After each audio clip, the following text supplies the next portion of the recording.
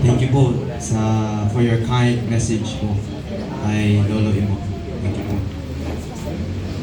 If I can just invite, if there is one or two people, anyone from the friends and family who wants to give a very short message to Lolo, I'll give the mic to them. If not, we'll continue on.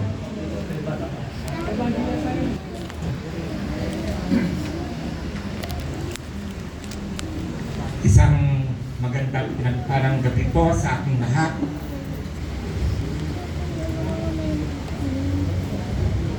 Nakilala ko po si Paring Imo 1987 po.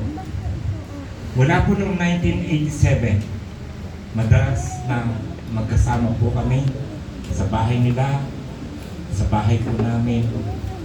1988, ang yumaong Councilor Emil Tamay, inimbitahan po kami na mag-ME.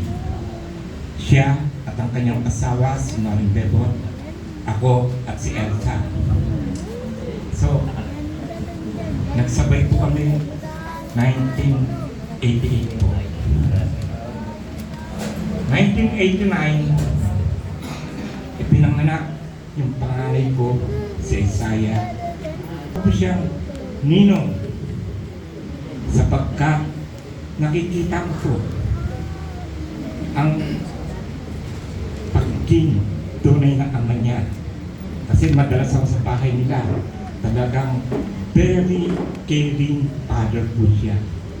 Responsabling asawa, responsabling ama at kapatid. Kaya ginawa ko siyang kumpare noong 1989. Noong pong 1997, sinamahan niya po ako sa aking unang laban sa pagkakagawad. At siya rin po ang nag-ulak, pare, pinapatawag ka na sa eskwelahan para maproklama. 1997 din po, ipinanganak ang aking bunso, si Jeremiah. Kasama ko po siya sa ospital sa East Avenue. Bibili po ako ng gamit para po sa panganganak. Sinabihan ko po siya, pare, pag tinanong ng doktor kung ipapalaygate, sabi, ikaw sumagot, sabi mo, oo. Kaya pagbalik ko po, ligated na po isawa.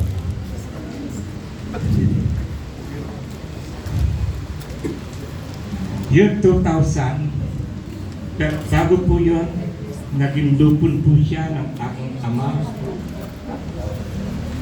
At noong year 2000, nagkasama po kami sa barangay. He was appointed as Executive Officer of the BSDO. At kagawad po ako noon, kaya lalo po kami naging madalas na magkasama. Yung pagiging magkaibigan po namin ay talaga pong grabe. Kaya naging best friend ko po siya, naging best kumpare ko po siya. Maraming pagkakataon na magkakasama po kami, lahat siya po ang aking naging hingahan kapag meron po akong problema. Year 2002, napatay po ang aking tatay. Sa kanya po ako pumunta, sa kanya po ako umiyak, sapagkat tunay nakikita po si Paring Imo. Hanggang ngayon po, nagkasama kami year 2023 dito po sa barangay sa pamumuno ni Kapitan Choi.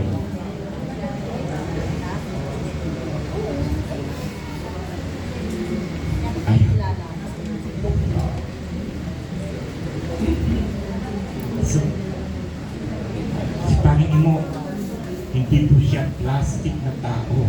Totoong kaibigan kaibigan, totoong kumpare, totoong tao.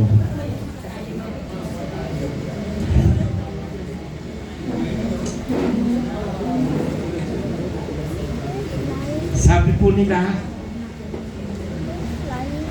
within 40 days, andito pa daw po ang kaluluwa.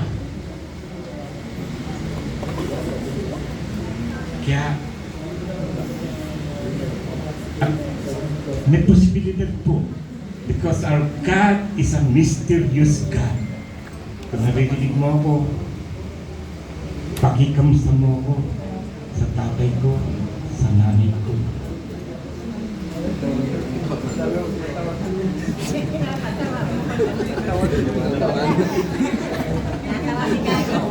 So, anong po? Naiiyak na